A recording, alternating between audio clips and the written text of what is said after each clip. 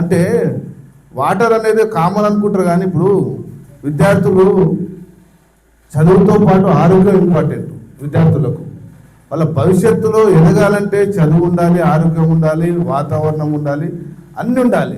ఒక్క చదువు ఉంటే మాత్రాన కూడా విద్యార్థి భవిష్యత్తులో ఎదుగుతున్న గ్యారంటీ లేదు.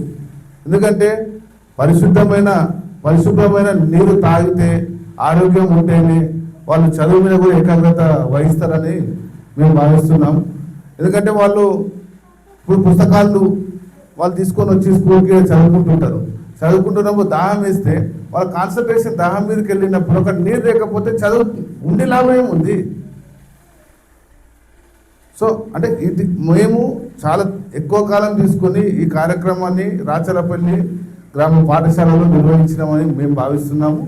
ఒకటేంటంటే ఈ కార్యక్రమం మేము ఫస్ట్ టైం కల్వకుర్తి పట్టణ పరిధి దాటి వేరే గ్రామంలో కార్యక్రమం చేయడం మిత్రా ఫౌండేషన్కి మొట్టమొదటి కార్యక్రమం. ఆ కార్యక్రమం ఏంటంటే అది కూడా విద్యార్థులకు తాగునీటి కోసం ఒక ఫిల్టర్ వాటర్ మిషన్ ఏర్పాటు చేయడం అనేది మేము చాలా ఆనందపడుతున్నాం. అంతకుముందు నేను ఇక్కడ సార్ మెసేజ్ పెట్టినప్పుడు అంటే మా ఉద్దేశం ఎట్లుంటుందంటే ఇది అవసరమా కాదనే ఒక చిన్న ఉద్దేశం ఫస్ట్ మేము ఇన్స్పెక్షన్ చేస్తాం.